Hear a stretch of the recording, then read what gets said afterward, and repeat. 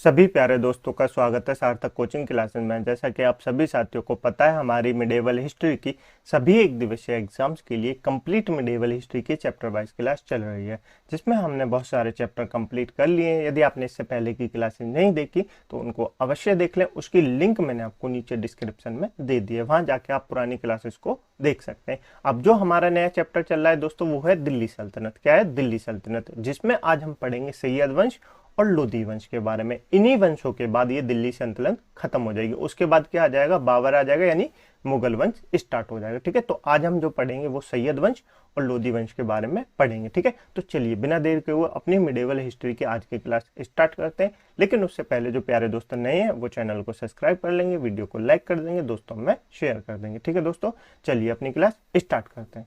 तो अब हम क्या पढ़ेंगे? अब हम पढ़ेंगे सैयद वंश के बारे में। किसके बारे में? सैयद वंश के बारे में। सैयद वंश का कार्यकाल कितना था? 1414 से लेकर 1451 तक था। कितना था? 1414 से लेकर 1451 तक था। ठीक है, दिल्ली सल्तनत का प्रथम शिया वंश कौन सा है? तो आप कहेंगे सैयद वंश है। कौन सा है? सैयद वंश है। ठीक है, सैयद वंश के कुछ प्रमुख शासक हैं, उनके बारे में जान लेते हैं। खिजर खां है, जो कि क्या सैयद वंश का संस्थापक है। मुबारक शाह है, महमूद शाह है और आलम शाह है। आलम शाह क्या है? सैयद वंश का अंतिम शासक है। आलम शाह क्या है? सैयद वंश का अंतिम शासक है। ठीक है, तो सैयद वंश का संस्थापक कौन है? खिजर का है। कौन है? खिजर का है। और सैयद वंश का अंतिम शासक कौन है? आलम शाह है। ठीक है, सैयद वंश की कार्यकाल कितना है? तो आप कहेंगे 1414 से लेकर 1451 तक है। ठीक है, दिल्ली सल्तनत का प्रथम शिया वंश कौन सा है?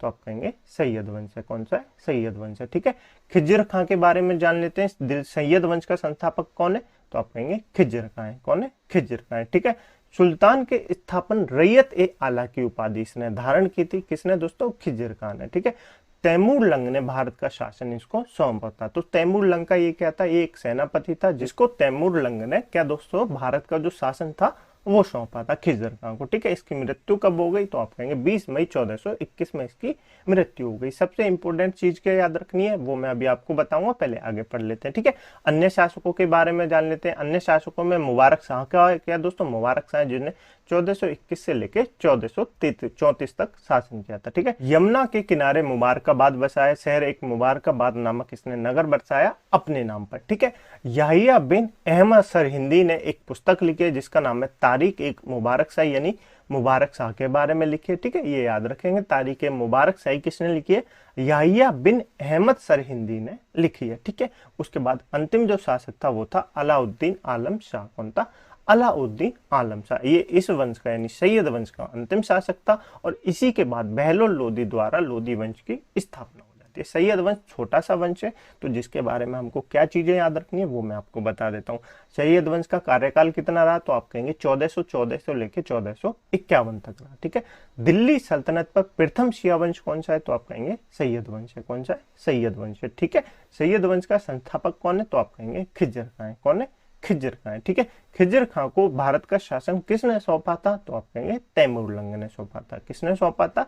तैमूर लंग ने सौंपा था। खिजर खां ने कौन सी उपाधि धारण की? तो आप कहेंगे रैयत ए आला की उपाधि धारण की। ठीक है, याद रखेंगे। उसके बाद मुबारक शाह ने क्या दोस्तों? मुबारक शाह ने मुबारकाबाद नामक एक शहर बसाया। ठीक है, और ये जो तारीख ए मुबारक शाही है उसकी पुस्तक के लेखक कौन है? तो आप बताएंगे याहिया बिन अहमद सरहिंदी है। कौन है? याहिया बिन अहमद सरहिंदी है। ठीक है, सैयद वंश का अंतिम शासक कौन था? तो आप कहेंगे अलाउद्दीन आलम शाह था। कौन था? अलाउद्दीन आलम शाह था। ठीक है, बस इतना याद रखना है, उसके बाद आपको कुछ याद नहीं रखना सैयद वंश है। ठीक है, अब चढ़ पढ़ लेते हैं दोस्तों क्या दोस्तों? लोधी वंश के बारे में। किसके बारे में? लोधी वंश के बारे में। ठीक है, 1451 से लेकर 1526 तक इसने शासन किया था। दिल्ली सल्तनत का अंतिम शासन क्या दोस्तों? दिल्ली सल्तनत का अंतिम वंश कौन सा है? लोधी वंश है। और प्रथम अफगान राज्य कौन सा है? लोधी वंश है। ठीक है, याद रखेंगे। इसमें 3 शासक हुए, बहलोल लोधी, सिकंदर लोधी और इब्राहिम लोधी।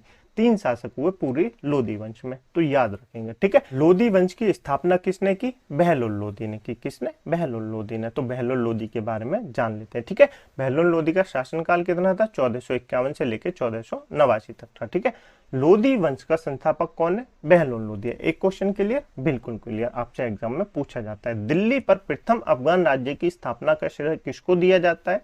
तो आप कहेंगे बहलोल लोधी को दिया जाता है। किसको दिया जाता है? बहलोल लोधी को दिया जाता है। याद रखेंगे। दिल्ली सल्तनत पे पहला शिया वंश सैयद वंश, दिल्ली सल्तनत पे प्रथम अफगान राज्य तो लोदी वंश। ठीक है, बिल्कुल। नेक्स्ट है बहलोल लोदी ने बहलोल सिक्कों का प्रचलन करवाया, तो पूछा जाता है बहलोल लोदी ने किस नाम से सिक्कों का प्रचलन करवाया, तो आप कहेंगे बहलोल सिक्कों का प्रचलन करवाया, यानी अपने ही नाम से। ठीक है, नेक्स्ट है वह अपने सरदारों को मकसद ए अली कहकर पुकारता था, याद नहीं रखना। ठीक है, सल्तनत कालीन सुल्तानों में सर्वाधिक समय तक सुल्तान रहा 38 साल तक, मतलब दिल्ली सल्तनत पे जितने सुल्तान थे दिल्ली सल्तनत पे, चाहे वो क्या दोस्तों गुलाम वंश हो, खिलजी वंश हो, तुगलक वंश हो, कोई सा भी वंश हो, उनमें सबसे अधिक समय तक शासन किसने किया, तो आप कहेंगे किसने किया, बहलोल लोदी ने किया था। याद रखेंगे, ये भी एक पॉइंट बनता है। नेक्स्ट है दोस्तों सिकंदर लोदी। कौन है, सिकंदर लोदी। सिकंदर लोदी का शासनकाल कितना है, 1489 से लेकर 1517 तक है। ठीक है, याद रखेंगे। इसका नाम क्या है, तो इसका नाम निजाम खान है। क्या दोस्तों, निजाम खान इसका नाम है, वैसे इसको सिकंदर लोदी के नाम से जाना जाता है। तो आपसे सिकंदर लोदी का उपनाम भी पूछ सकता है कि सिकंदर लोदी का नाम क्या था, तो आप बताएंगे निजाम खान था। क्या था, निजाम खान था। ठीक है, इसने दोस्तों 1504 में आगरा नामक शहर बसाया। काफी इंपोर्टेंट क्वेश्चन है दोस्तों कि आगरा नामक शहर किसने बसाया, तो आप बताएंगे सिकंदर लोदी ने बसाया। किसने, सिकंदर लोदी ने बसाया। कब बसाया, अब दोस्तों डेट भी पूछा जाता है।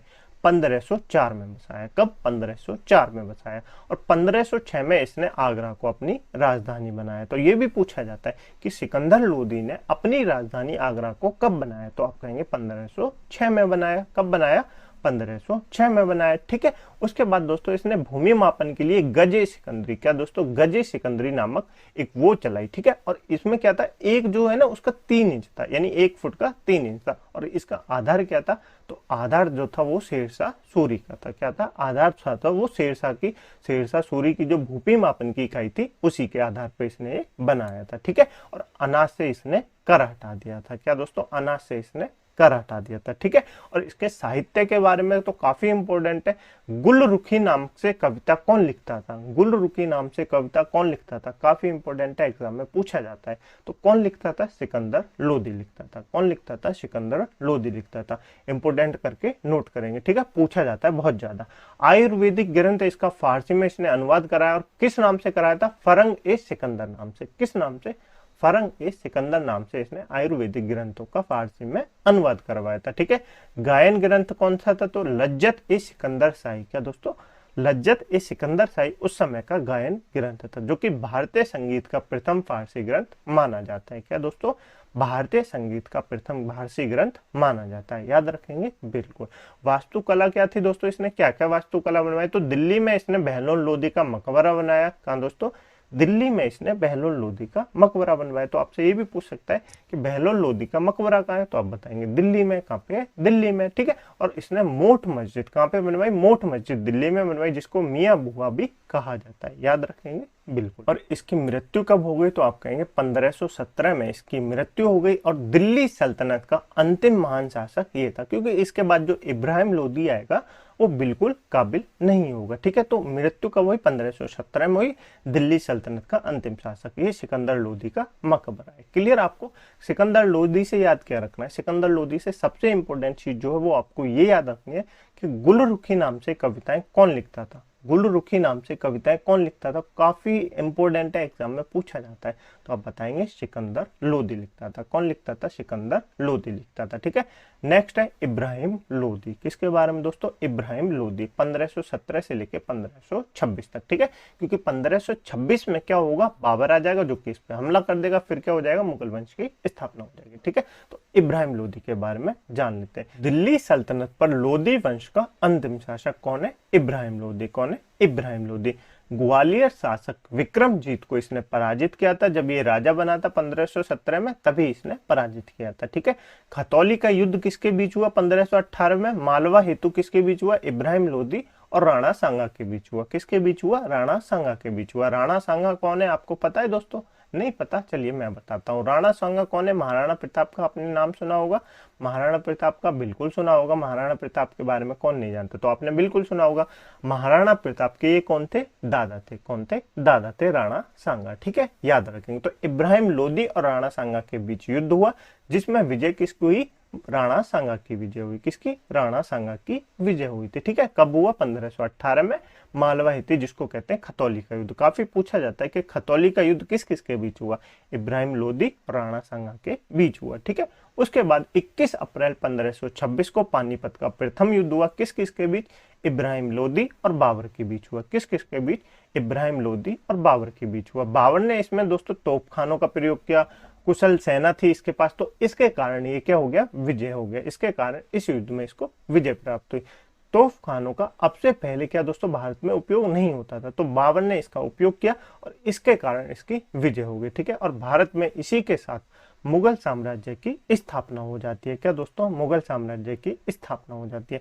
याद क्या रखना है वो मैं बता देता हूँ। इब्राहिम लोदी दोस्तों क्या दिल्ली सल्तनत पर, लोदी वंश का अंतिम शासक था, मतलब दिल्ली सल्तनत का भी अंतिम शासक कौन था? इब्राहिम लोदी था। ठीक है, खतौली का युद्ध किस किस के बीच हुआ? 1518 में इब्राहिम लोदी और राणा सांगा के बीच हुआ। ठीक है, पानीपत का प्रथम युद्ध किस किस के बीच हुआ? इब्राहिम लोदी और बाबर के बीच हुआ, जिसमें विजय किसकी हुई? बाबर की विजय हुई। इसी के बाद क्या दोस्तों भारत में मुगल साम्राज्य की स्थापना हो जाती है। क्लियर आपको? बिल्कुल क्लियर। अब जान लेते हैं दोस्तों सल्तनत कालीन वास्तुकला के बारे में। किसके बारे में? सल्तनत कालीन वास्तुकला के बारे में, कि सल्तनत दिल्ली सल्तनत काल में कौन कौन सी वास्तुकलाएं बनाई थी। तो वैसे तो मैंने आपको बता दिया अलग अलग, लेकिन एक साथ भी मैं लिख के लाया हूं ताकि आपको याद हो जाए। ठीक है, सबसे पहले कुतुबुद्दीन ऐबक के बारे में जान लेते हैं। तो कुतुबुद्दीन ऐबक किस वंश से था? कमेंट बॉक्स में बताएंगे। सारे जितने मैं आपको बताऊंगा सबके आप वंशों के नाम बताएंगे और इनका कार्यकाल कितना था वो भी आप बताएंगे। ठीक है, तो कुतुबुद्दीन ऐबक ने क्या क्या बनाया? कुव्वत उल इस्लाम मस्जिद बनवाई है। कहाँ पे? दिल्ली में, जो कि भारत में निर्मित प्रथम मस्जिद थी। ये मैंने आपको बताया था, इंपोर्टेंट करके नोट करवाया था। ठीक है, मुझे ऐसी उम्मीद है आपको याद होगा। कुव्वत उल इस्लाम मस्जिद कहाँ पे है? दिल्ली में। ठीक है, 2.5 दिन का झोपड़ा अजमेर में, जो कि इसने एक मस्जिद बनवा दी। पहले क्या था? ये विग्रहराज चतुर्थ द्वारा रचित संस्कृत के नाटक जो हरि के लिए उसके अंश उस पे माने जाते हैं। ठीक है, और ये पहले क्या था? पहले बौद्ध मठ था और एक संस्कृत विश्वविद्यालय था। ठीक है, तो याद रखेंगे। नेक्स्ट है इल्तुतमिश। इल्तुतमिश का इस वंश का ये भी कमेंट बॉक्स में बताना है। सबके आपको कमेंट बॉक्स में वंश बताने और इनका कार्यकाल बताना है। तो इल्तुतमिश ने क्या क्या बनवाया? कुतुब मीनार बनवाई। क्या बनाई? कुतुब मीनार बनवाई दिल्ली में। ठीक है, और सुल्तान गढ़ी या नसरुद्दीन महमूद का मकबरा बनवाया दिल्ली में। इल्तुतमिश का मकबरा दिल्ली में है। ठीक है, स्क्रेची शैली में निर्मित भारत का पहला मकबरा है। ठीक है, हो ये शमसी है, इसने बदायूं में बनवाया। तो ज्यादा से ज्यादा आपको क्या याद रखना है? कुतुब मीनार याद रखना है और सुल्तान गढ़ी का या दोस्तों नसरुद्दीन महमूद का मकबरा इसने बनवाया था। बस इतना आपको याद रखना है। नेक्स्ट है बलबन। बलबन ने क्या बनवाया? बलबन का मकबरा दिल्ली में। कहाँ पे? बलबन का मकबरा दिल्ली में। ठीक है, और इसने लाल महल बनवाया दिल्ली में। कौन सा? लाल महल बनवाया दिल्ली में। काफी इंपॉर्टेंट है, याद रखेंगे। लाल महल किसने बनवाया? बलबन ने बनवाया। जिसमें क्या दोस्तों? जिसमें अलाउद्दीन खिलजी का क्या हुआ था? राज्याभिषेक हुआ था। तो आपको याद होगा। ठीक है, बिल्कुल। नेक्स्ट है अलाउद्दीन खिलजी। अलाउद्दीन खिलजी ने क्या बनवाया? अलाई दरवाजा बनवाया दिल्ली में, सीरी का नगर बनवाया दिल्ली में, और इसने 1000 खंबा महल बनवाया दिल्ली में, जमात खाना मस्जिद बनवाई दिल्ली में। तो ये 4 चीजें इसने दिल्ली में ही बनवाई। कौन कौन सी? अलाई दरवाजा, सीरी का नगर, 1000 खंबा महल, काफी इंपॉर्टेंट है, जमात खाना मस्जिद इसने दिल्ली में बनवाई थे। ठीक है, याद रखेंगे, बिल्कुल याद रखेंगे। नेक्स्ट है दोस्तों साहित्य व संगीत। ये जो दिल्ली सल्तनत के लोग थे उनके साहित्य और संगीत के बारे में जान लेते हैं। ठीक है, इनकी प्रशासनिक भाषा क्या थी? तो आप कहेंगे फारसी थी। क्या थी? फारसी थी। ठीक है, याद रखेंगे। प्रमुख पुस्तकें क्या क्या लिखी गई इस समय? तो वो भी याद रखेंगे। चचनामा लिखी गई, जिसके लेखक कौन है? अली अहमद है। कौन है? अली अहमद है। अरबी भाषा में लिखी गई थी और इससे क्या प्राप्त होता है? सिंध पर अरब आक्रमण की जानकारी मिलती है। किस पे दोस्तों? सिंध पर अरब आक्रमण की जानकारी मिलती है। ठीक है, नेक्स्ट है तारिक ए यामनी। क्या है? तारिक ए यामनी महमूद गजनवी द्वारा इतिहासकार उतबी ने लिखी थी। क्या दोस्तों? महमूद गजनवी का जो दरबारी इतिहासकार था उतबी के द्वारा लिखी गई, तारिक ए यामनी। ठीक है, नेक्स्ट है सियासतनामा। क्या दोस्तों? सियासतनामा निजाम उल्क तुसी ने लिखी है, याद नहीं रखनी। शाहनामा याद रखेंगे। शाहनामा किसने लिखी है? फिरदौसी ने लिखी है। किसने लिखी है? फिरदौसी ने लिखी है। किसका इतिहासकार था? महमूद गजनवी का था। किसका था? महमूद गजनवी का था। शाहनामा को अफगानिस्तान का महाभारत तथा फिरदौसी का पूर्व का होमर कहा जाता है। याद रखेंगे, पूर्व का होमर किसको कहा जाता है? फिरदौसी को कहा जाता है। अफगानिस्तान का महाभारत किसको कहा जाता है? शाहनामा को कहा जाता है। ठीक है, याद रखेंगे। नेक्स्ट है ताज उल मासिर। ताज उल मासिर हसन निजामी ने लिखी है, बिल्कुल याद नहीं रखनी। तबख्त ए नासिरी किसने लिखी है? मिनाज उस सिराज ने लिखी है, याद रखेंगे। किसने लिखी है? मिनाज उस सिराज ने लिखी है, याद रखेंगे। ये इनके समय जो पुस्तक लिखी गई दिल्ली सल्तनत में, कुछ इंपोर्टेंट पुस्तक है वो मैंने आपको बता दी, ठीक है। अब जान लेते हैं अमीर खुसरो के बारे में। जब मैंने आपको बताया था कि अमीर खुसरो के बारे में आपको अलग से पढ़ाऊंगा, क्योंकि इनसे एग्जाम में क्वेश्चन पूछे जाते हैं। अमीर खुसरो का नाम क्या था? तो आप कहेंगे अबुल हसन यमुनुद्दीन अमीर खुसरो। इतना बड़ा नाम था इसका, क्या नाम था? अबुल हसन यमुनुद्दीन अमीर खुसरो नाम था। आपको इतना याद नहीं रखना, अमीर खुसरो नाम याद रखना, लेकिन कभी कभी पूछ सकता है कि अमीर खुसरो का पूरा नाम क्या था, तो आप याद रखेंगे, ठीक है। नेक्स्ट, इसका मूल नाम क्या था? तो महमूद हसन नाम था। क्या था? महमूद हसन इसका मूल नाम था, ठीक है। इसका जन्म कहाँ हुआ? तो 1253 में हुआ, उत्तर प्रदेश में। कहाँ पे? उत्तर प्रदेश में। काफी पूछा जाता है अमीर खुसरो का जन्म कब हुआ, तो आप कहेंगे उत्तर प्रदेश में हुआ था, ठीक है। मृत्यु कब हुई? तो आप कहेंगे 1325 में मृत्यु हुई। कब हुई मृत्यु? 1325 दिल्ली में इसकी मृत्यु हुई थी, ठीक है। और इसके गुरु कौन थे? तो सूफी संत शेख निजामुद्दीन औलिया। कौन थे? सूफी संत शेख निजामुद्दीन औलिया इसके गुरु थे, ठीक है, याद रखेंगे। नेक्स्ट, इसकी उपाधियों के बारे में जान लेते हैं। तूतिया हिंद किसको कहा जाता है? अमीर खुसरो को कहा जाता है। तुर्कुल्ला किसको कहा जाता है? अमीर खुसरो को कहा जाता है। एग्जाम में पूछा जाता है, काफी इंपोर्टेंट है, याद रखेंगे, ठीक है। नेक्स्ट है, दिल्ली सल्तनत के 8 सुल्तानों का समय काल इसने देखा था। तो ये भी एक इंपोर्टेंट टॉपिक बनता है कि अमीर खुसरो ऐसा कौन सा व्यक्ति है जिनने दोस्तों दिल्ली सल्तनत के 8 सुल्तानों का काल देखा था, तो आप कहेंगे अमीर खुसरो ने देखा था। किसने? अमीर खुसरो ने देखा था, ठीक है।